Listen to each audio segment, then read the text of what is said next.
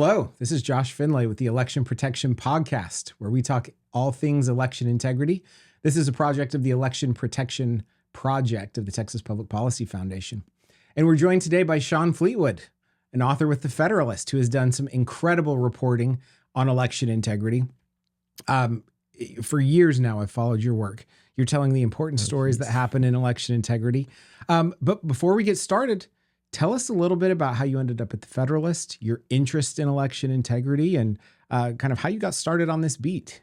Yeah. Well, first of all, thank you so much for the kind words. Really appreciate it. I was one of those kids who graduated high school having no idea what they wanted to do with their lives. Like, you asked me, I had no clue. I went in undeclared as a major in college. I kind of started getting into politics around the 2016 election. So when I was about a high school sophomore, but I never really viewed that as like, oh, maybe politics is a career path. And then my freshman year of college, I started getting into writing the newspaper and sort of fell in love with it. And then my sophomore year, I ended up submitting articles submissions to the Federalist because I saw that they accepted submissions. So I was like, why not build up your resume, right? And they started accepting them. And so for the next year and a half or so, I was kind of like an irregular contributor. And then May of 2021, I started interning. And then summer of 22 is when I started working full time. Election integrity wasn't really something on my radar. If you asked me when I started, I probably wouldn't have said that I would be in this position. But Molly Hemingway kind of took me under her wing a bit. I started getting into like the Zuckbuck stuff. And she kind of guided me along and has been a great mentor. Senior editor at the Federalist, David Harsani, has been a great mentor as well. And yeah, that's just kind of my story and how I got with the Federalist. Well, I would say your timing couldn't have been better, starting out on election integrity in 2021. That was when things have kind of gone crazy, I would say. Yeah. Speaking of crazy, this election cycle has been nuts, right? Yeah. And you've been covering kind of a whole wide range of things that have been happening this cycle. But let's start out with Joe Biden. He's no longer our candidate. The Democrats, I don't know what you want to call what they did to get him off the ballot. People have been calling it a lot of different things. But what's your take on the way that they got Joe Biden off the ballot? It just felt like 5 years worth of news cycle was packed into 1 month, because we went for years with the media telling us that Joe Biden's fine. Like, he's not stumbling or wandering off during these world events. You guys are just imagining things. And then the June 27th debate happens. He just completely drops the ball. Their cover up of his mental decline gets exposed. And then it's just a complete 180 reversal. And here we are suddenly concerned about Joe Biden's mental faculties. Well, not even that, I would say. Like, they were just more concerned with the political consequences and just people being like, this guy cannot run the country for 4 more years, so we got to do something. And it just became this all-out blitz. I mean, you saw Hollywood come after him and try and get him to resign. It was just this full-fledged Democrat machine effort to remove him from office. It was just such a bizarre thing because he resigned by statement. We didn't see him for days, and then all of a sudden he has this press conference, or Oval Office address rather, doesn't explain why he's stepping down. And suddenly we have Kamala Harris that was just knighted as the Democrat nominee without earning a single vote. I mean, it's just so bizarre. And then that doesn't even count the assassination attempt against Trump. Like, that all happened within 1 month. It was just the craziest news cycle I've ever seen. That's exactly right. It has been an absolutely insane news cycle. I think the most interesting thing to me from an integrity perspective, this isn't even just election integrity, but an integrity perspective about Joe Biden, is that it took the potential for election consequences for them to try to remove him, right? They were covering up his ability to govern for so long, but it took it to the point where there was a good chance Democrats were going to lose this election for them to take any action here. What does this tell us about either the motivations behind Democrat leadership and what their thoughts are for the country? Yeah, I think it was just a confirmation that Joe Biden is not the one that's running the country, and he hasn't been for years. I mean, the fact that you have all these power players, whether it was Barack Obama, Nancy Pelosi, or these other members of Democrat leadership, come together and basically just give him either a gentle nudge saying like, hey, things aren't looking great, you might need to consider stepping aside, to just going out and publicly saying, no, no, no, you need to step down, like not for national security reasons, not because it could jeopardize, security of the United States, but because it hurts us politically and could cost us power. I mean, that I think just shows a mindset, shines a light on the mindset of the modern Democrat. It's not about the safety of the country. It's not about the benefit of the country. It's about how do we control the state? How do we manipulate it to our will and inflict our will upon the American people? And how do we maintain that power after we get it? And that's why I think you saw over the past couple months is that willingness. It was just shown, and it was so potent to do whatever it takes to get this guy out so we can have at least a semi-viable candidate to potentially win this November. Well, and I think it's interesting if the Democrat leadership is willing to do this to the own members of their party, right? I mean, let's face it, Democrat voters did not have a chance to select Harris, right? That was done. If they're willing to do that to members of their own party, what are they going to do to the opposition party? Right. What does that tell us that we can expect in November? Yeah, I mean, I think it's a good example, like people saying like, oh, the 2020 election was the most secure in history. I think CISA said that at one point. And like, obviously there are a ton of problems with 2020 that we could always get into. But I mean, that's just further confirmation that that election wasn't as secure as what people were saying. And it's probably further confirmation that they're going to continue to pull shenanigans in this upcoming election. We've already seen them do that with the lawfare against Donald Trump, whether that's, in DC or in Manhattan. This just an attempt to use every apparatus of the legal system, the political system, to try and damage him, damage the Republican Party. And so to subvert the will of their own people, I mean, if they're willing to do that, then, as you said, they're going to, that shows the willingness that they could do that to the average American as well. Well, and to touch a little bit on what you just said, I think one of my favorite areas that you cover is you're good at getting on the ground, finding out what's happening on the ground in the election, right? Everybody asks, what is the left going to do to rig this election like they rigged the last one, right? And in my mind, I think they've got three very big prongs, right? One is the lawfare that you've discussed. I think two, this executive order that is turning government agencies into get out the vote operations, voter registration operations. And then one thing that's not being discussed as much is the certification issue that they're pushing, right? That certification is a ministerial task that election officials shouldn't even be asking questions about the results. Just today, I saw a report from Crew that was naming election officials that they thought were going to refuse to certify the races, right? If this doesn't count as, election official intimidation, I don't know what is. Are those kind of the prongs that you're seeing, or is there something else that we should be watching out for the other side doing come November? Yeah, I think to kind of put this in perspective, it's like one giant, I call it the Democrat election machine, because it's not just, suing in court to change election laws. It's not just the Biden bucks. It's also nonprofit voter registration, these left-wing groups that target demographics, that are likely to vote for Democrats. Tax exempt status on the IRS, that's prohibited under federal law to, make it explicit that you're targeting a certain, Democrats or Republicans. So it's just this whole conglomerate of things that they've kind of assimilated together. The certification issue, I think, is such a big thing because you have left-wing lawyers like Mark Elias that are going out there and making it known that they're going to target these election officials if they refuse to certify, like no matter what kinds of problems there are in the elections. You saw something similar kind of happen in Utah recently during their state's primaries, where there was an issue with the U.S. Postal Service where mail in the southern part of the state was getting rerouted to Las Vegas. And Utah, being an all mail-in state, requires that you have to have your ballots postmarked by the day before the election.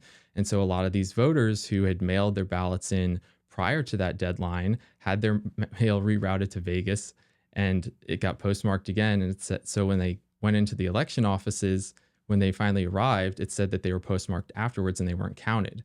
And so I believe it was Iron County, Utah. One of the commissioners said, I'm not voting to certify this election because all of these people are saying that their vote was disenfranchised. And that's a legitimate issue where you have people's votes actually being disenfranchised.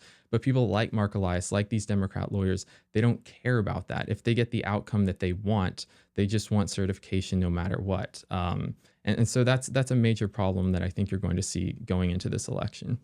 Well, and it is such a huge problem. I've been studying elections in depth, right? I kind of, my focus of work is being on the ground for these elections, ever since 2020. And the pattern that we see consistently is that it's election administration issues that keep people from voting and votes from counting, right? There's fraud. We know there's fraud, right? The Heritage Foundation has a database of 1,400 convictions of fraud. We know it's fraud. But the big issues that really prevent people from voting are election administration issues.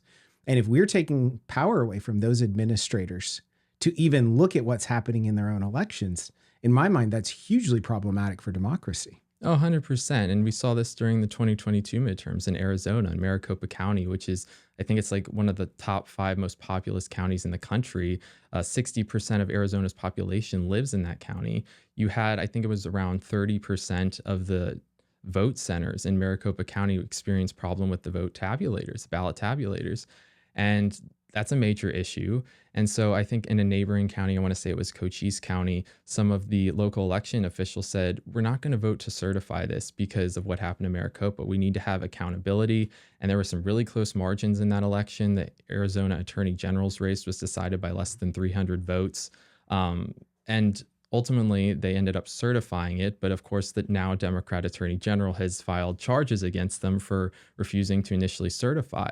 But those are the type of issues that you need to look into because people's votes are on the line. We hear the Democrats consistently talk about voting rights and democracy, and everyone has a right to vote, and you can't disenfranchise people. But when you actually have voters that are being disenfranchised, you don't want to look into that because you are getting the outcome you want, given the current certification of things. And so, I mean, that's a massive issue that I think is going to play out in these next coming months. Whether Republicans and these local officials have, I don't want to say the guts or the chutzpah to actually do what's right rather than, listen to the outrage from media and these other Democrats.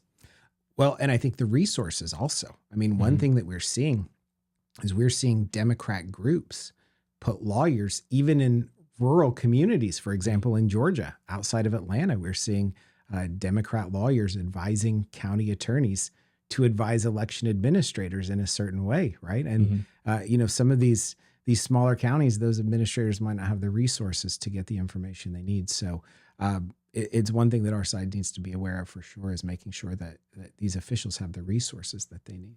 Yeah. So we always talk about what the other side is doing on this podcast. I want to turn it around a little bit for you, Shawn, because I know this is something that you've been researching, you've been working on. How is the conservative side looking when it comes to election integrity for 2024? So I say election integrity, I think, can be broken down into 2 parts. One is the actual ground game of it, going door knocking and ballot chasing and stuff like that. And the other is like the legal side of lawsuits, making sure laws are being followed, election procedures and all that. I think on that side, with regard to election laws, we're doing fairly well. I would say it's certainly an improvement over what we saw in 2020. To their credit, the RNC has stepped up their legal game, in terms of filing lawsuits against Democrat illegalities.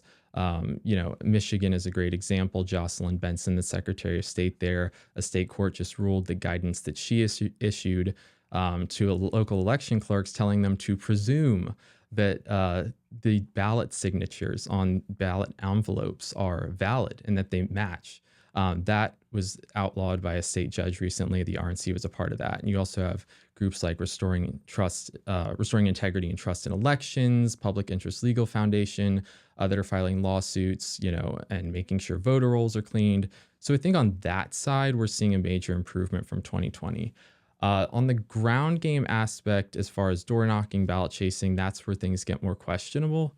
I have spoken with several people involved with grassroots organizations, grassroots groups in states like Arizona, and they've told me that there seems to be a little bit of, I don't know if antagonism is the right word, but opposition by RNC, Trump campaign, national GOP types to working with grassroots groups on things like poll watching or ballot chasing and these types of initiatives. And then there's also an issue of, poll watchers actually being deployed to certain areas. So we see the RNC go out there and say, we've recruited, over 100,000 people to be poll watchers for the upcoming election. Well, are those poll watchers actually being deployed? I've spoken with people who say that people within grassroots groups who say that they have spoken with volunteers who said, yeah, I signed up in 2022. I took the training. Went through all the process, but I was never contacted by the RNC. My colleague, Brianna Lyman, she went to Protect the Vote by the RNC, one of these events that they held in Pennsylvania. And she spoke with several people who said the same thing. I signed up, I took the training, I was never actually deployed. So I think in terms of making sure that we're actually deploying these people in the field, making sure that we're actually getting boots on the ground rather than just saying we're getting boots on the ground, I think that's where we have some work to do. That's really interesting. I followed that. Michael Watley just said a couple of days ago now that they had recruited 157,000 people to do election integrity, right? Well, anybody who works in election integrity knows that the hard part is the training and the credentialing, that paperwork that comes in, right? And the shifting, just making sure that you've got people covering, 45 days of early voting like we have in Virginia and things like that. That is the challenge. Where should we be concerned? What are some states that we need people to get involved in and make sure that they're getting shifted and credentialed and everything else? I think Nevada is probably a big one, especially given the changes in election law that we've seen since 2020. So in 2021, when Nevada had a Democrat governor, Nevada still to this day has a Democrat-controlled legislature, they passed a law to enshrine an all mail-in voting system in that state. So essentially, if you are a registrant listed on the active voter rolls, you're going to be mailed a ballot unless you personally opt out. That's a big problem, especially in a state where you have a lot of that is very transient, meaning people are constantly moving in and out of places like Las Vegas and Reno, Nevada. I think PILF did a did a mini documentary a little while ago where one of their officials went into like a local bar where some registrant's address was listed, and they say, "Does so and so live here?" And the bartender's like, "What? Like someone live at the bar?" Like, so that just goes to show like these are big issues that we are seeing play out in Nevada. I think you also need to see more oversight in the poll watching game, obviously, in places like Clark County, the most populous county in Nevada. I think that's a big one. Pennsylvania, I think making sure that we have poll watchers in Philadelphia, given its history of election shenanigans, I think that's a big one. So I would say those two are probably two of the big ones we should be looking out for. It's interesting that you bring up Nevada. I was out there in Clark County actually observing in their central count location for both the presidential preference primary and the state primary.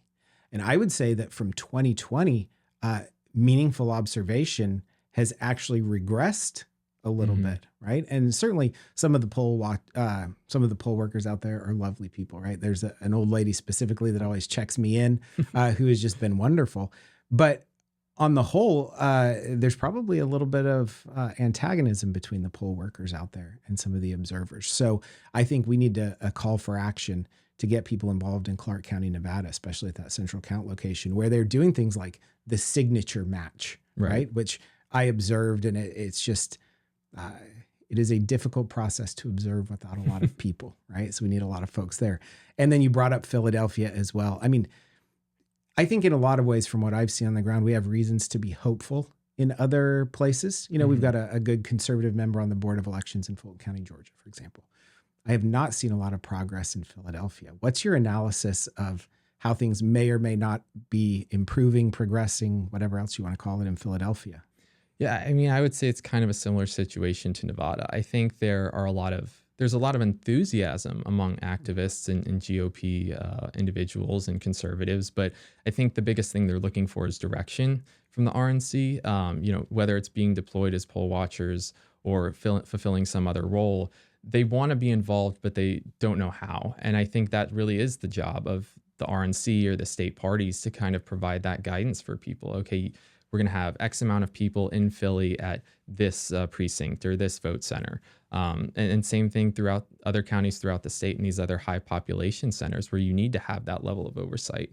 So I think that is the common sentiment that I'm seeing in places like Pennsylvania, just this desire among people and activists to say, okay, we're ready and willing and able to serve, but are you going to make it allow us to serve? Are you going to send us in there to actually do the job? I think that's the biggest issue that's still remaining for a lot of these places.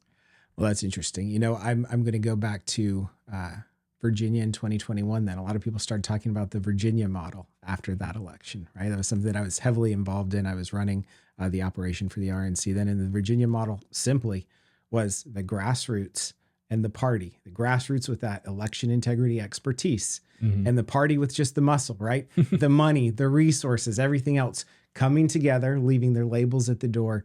And we had a massive operation to help Glenn Youngkin in there. And I think this just needs to be a call for action for everyone to come together, employ that Virginia model that everybody likes to talk about. And we need to get some work done from now until the election. Yeah, and I think it almost seems like there's a frustration on a part of the RNC, just conversations that I've had.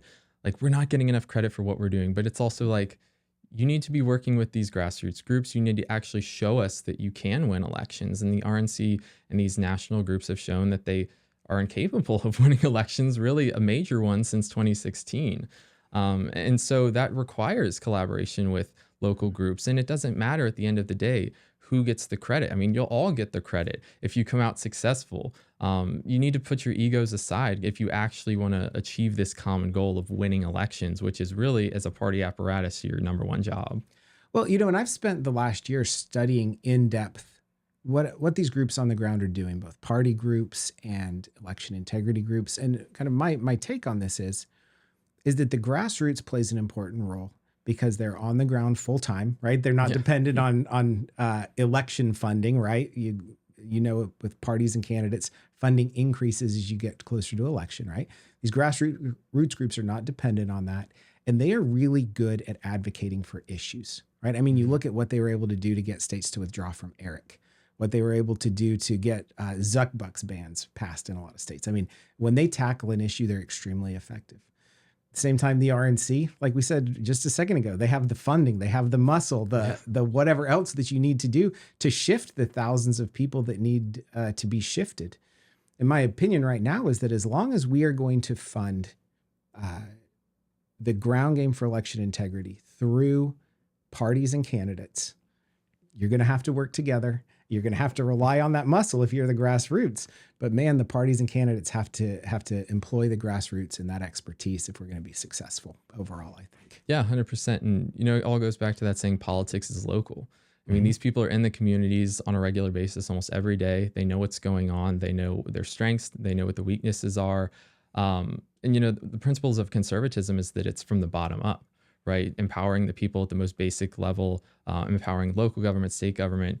And you look at how the Republican Party overall has approached politicking and elections, and it's the complete opposite of that. We take the top-down approach where everything is concentrated, at the top, and that's where all the big decisions are made, rather than, okay, let's actually listen to the local people on the ground who know what they're doing, and let's take their guidance and run with it. We'll be there to back you with finances, resources, whatever you need, but ultimately you guys are going to be the ones that we're going to rely upon. And I think that has to be really the strategy going forward. That's certainly the strategy Democrats have played with for the past several years, and look how successful they've been. So I think until they get into that mindset, Republicans need to understand that, you're going to keep losing elections unless you actually embrace the grassroots. I think that's a really good point. So when we talk about embracing the grassroots and where we want to deploy people this election cycle, we all look to polling to know how to allocate resources, right? Mm-hmm. There's been a lot of polling that has come out recently that shows Trump with a big lead. That's been flipping a little bit with Harris becoming the nominee. What's your take on what's happening in polling right now in the election? Yeah, so I mean, polling, I think it can be useful, certainly, and where you need to deploy your resources and learning that type of information. But overall, I think we should kind of put it to the side and actually focus on action. So if you look back at polling over the 2022 midterms, right, the Real Clear Politics average, if you look at every contested major race, whether it was gubernatorial, Senate, with the exception of Ron DeSantis's gubernatorial race in Florida, Marco Rubio's race in Florida for Senate, every major race grossly overestimated Republican support and underestimated Democrat support. Michigan is a great example. It showed that Gretchen Whitmer in her reelection bid against Tudor Dixon was only going to win by 1 point. She ended up winning by 10 points. Dr. Oz in his Senate bid in Pennsylvania was supposed to win by like half a point in Pennsylvania. John Fetterman ended up winning by more than 5 points. Maybe this was a fluke, maybe it was just 1 year thing, but then you look at last year's elections in 2023. 538 put out an analysis in September showing that not only did Democrats win the vast majority of special elections up until that point, but they grossly overperformed their projected margins. We also saw that trend in the November elections. Democrats took unified control of Virginia's legislature. They enshrined abortion in Ohio's constitution. They reelected the Democrat governor of Kentucky. I mean, Republicans did so bad that they had to brag about the Mississippi governor winning re-election by just 3 points in a state Donald Trump won by more than 16. And we've seen this trend play out in a couple earlier elections this year as well. So the polls have regularly showed, that Republicans might do well or be competitive, but the actual results, which is the only thing that actually matters, is showing a completely different trend. Well, and that's what has me worried. I've been talking to the leader of a national group the other day that said he wasn't putting resources in Georgia because polling showed Donald Trump up by 5 or 6 points. And I just thought, outside of Brian Kemp's gubernatorial race, there have not been that many close races in Georgia. Yeah. In my mind, no matter what the polling says, this is still a state that we need to be concerned about. Kind of same thing with Wisconsin, right? Like the margins have been so small there for just, 4, 5, 6 years now that we still need to be concerned. So I think that is an exceptional analysis that we all need to take into account. Why do you think they're still getting the polling? I guess we can't say that it's wrong yet, but why do we still have questions about the polling? Is it the methodology behind it?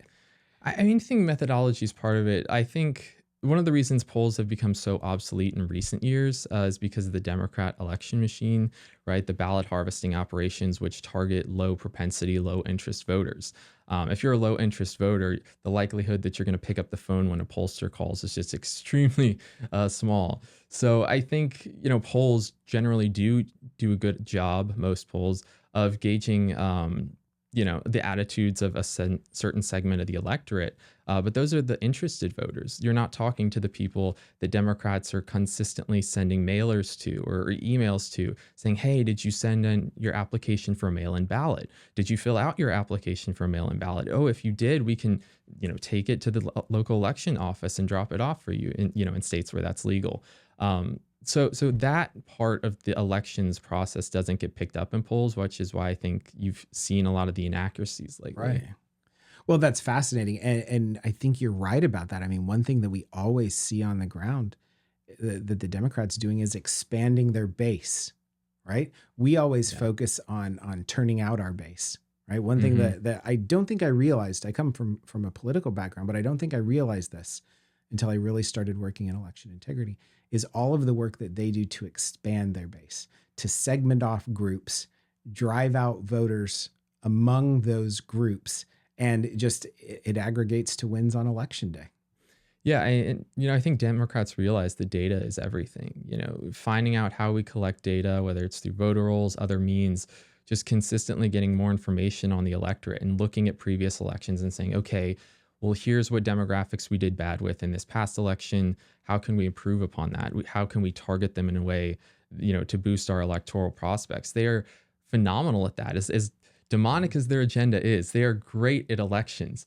Republicans, not so much. And so I think when we look at things like polls, when it shows Donald Trump up, however many points in Wisconsin or Pennsylvania, you just kind of have to push that aside and say, okay, let's actually focus on what we can control. We can't control what the polls are going to say, but we can control how hard we work. We can control how much money we put in this state or towards this part of Nevada, Arizona, wherever, to drive turnout.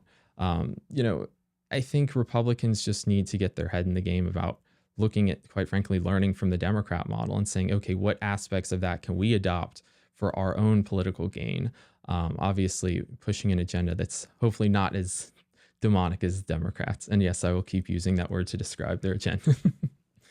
Well, that goes back to your comment earlier about the ground game and the need for conservatives to improve the ground game this election cycle. One thing that I always think about with resource allocation and polling is when it comes to election integrity, I always tell people if you're counting on election integrity to win a race, you've already lost, Yeah. right? We've got to focus on the process. And people think about Florida in 2000, right? And how that election integrity affected the outcome there. What people forget is that was a fight over a couple of hundred ballots in 3 counties in one state. Yeah. Right? You fast forward to 2020, you were talking about election integrity dealing with up to 100 and something thousand ballots in 6 different states.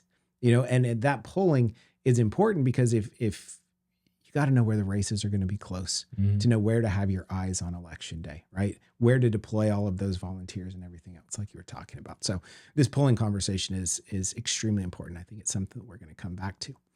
Let me ask you a little bit about election officials, because you've done a lot of work looking at election administrators in Arizona and other places. I said earlier in this podcast that election administration is a big thing that really keeps people from voting. It causes problems. What do we have to look forward to, good or bad, when it comes to some of our key election administrators in 2024? Well, it's not great. Sorry to burst everyone's bubble. The reality of the situation is that in every major swing state, um, whether it's Nevada, Wisconsin, Pennsylvania, Michigan, I mean, I throw Brad Raffensperger in Georgia in with the Democrats because he's just that awful. But I mean, every major swing state, you have the elections process. Secretary of State is a Democrat. I mean, Al Schmidt in Pennsylvania, he classifies himself as a Republican, but you look at his rhetoric and his track record, I mean, he's basically a Democrat. So the officials actually charged and tasked with running the elections in these states are all Democrats. And quite frankly, a lot of the attorney generals are as well. So if you're hoping for any type of state litigation, that's not a good And prospect. governors as outside well. of Georgia. I mean, if you look at the swing states, Nevada Yeah. also, but yeah, it's tough. Yeah, so it's not a great situation, which I think just goes back to our conversation earlier about the importance of having a strong ground game, having a strong legal operation in place to make sure the laws are being followed ahead of election day. That was a big problem we saw in 2020, where states in, like Wisconsin, Michigan, Pennsylvania, where secretaries of state in the latter 2 states had issued unlawful guidance, but that wasn't determined until or officially determined until after the election, right? Same thing with Wisconsin. That use of ballot drop boxes violated state law. The Supreme Court ruled that in 2022. That's now been overturned thanks to the new Democrat majority on that state's high court. So I mean, it just goes to show the importance of actually catching these things ahead of time, because now we're having to deal with having Democrats in charge of the elections process in these states. So, getting ahead of the curve and making sure that we're doing as much as we can on the ground, in the courtroom, ahead of time, ahead of election day, I think is incredibly important. Well, I'd love to get your thoughts on one other thing that has become increasingly concerning to me after that software outage, the CrowdStrike outage. It brought down polling places in Maricopa County, right? It was the laptops, so it wasn't the voting machines. Let's be clear about that. But it was the laptops that people used to check in. Do you have a sense about how well counties are prepared when it comes to disaster contingencies, whatever that disaster is, right? The EAC puts out guidance, and I know they're referring to like hurricanes and stuff like that. Mm-hmm. I'm more concerned about software outages. In Georgia, we hear about software updates that shut things down. Recently, we learned that the Trump campaign was hacked, right? So how well do you think our counties are prepared for any of these disaster contingencies that could arise, that could shut down polling places or keep people from voting? Yeah, that's a good question. I'm not super familiar with that, but I think that, on a general sense, you consistently see election officials, mostly Democrat ones, will speak with the media about these types of concerns. And of course, the go-to response is, well, they need to work with CISA, right? The part of the state, federal government that's actively working to censor conservatives. So it just feels like, are they going to be prepared or not? I think, looking back at recent history, the answer is no. I'm scared to imagine what could happen this election cycle. But I mean, we talk about places like Maricopa County and what happened in 2022, what happened in the most recent primaries. These are issues of major concern. Whether these officials can ultimately grapple with that, I don't know. Well, and that makes the need for eyes on every polling place even more important, right? Again, going back to our conversation about the ground game. Shawn, this has been an incredible conversation. I got one last question for you. What are your predictions for the general election 2024? Not who's going to win. Okay. I'm working on election integrity. I'm less concerned about that. But I want to know, what do we need to watch out for? What do we need to be concerned about? Do you think these will be smooth elections? What are your predictions for how the election process will play out this time around? I wish I was an optimist, but I'm not really. I'm pretty concerned. I don't think we're going to get a definitive answer on who won until a couple days after Election Day. I mean, some of these media outlets are already telegraphing that. I think Pennsylvania came out and said, like, hey, guys, don't expect an election or a definitive result on election night. So it's like, I'm very concerned about the state of the country, because we're a country that should be we're one of the most prosperous countries in the world, one of the most advanced societies in the world. And yet we can't determine the winner of an election that night of the election. I mean, the damage that does among the American electorate, to their confidence in the process, to their trust in the election system.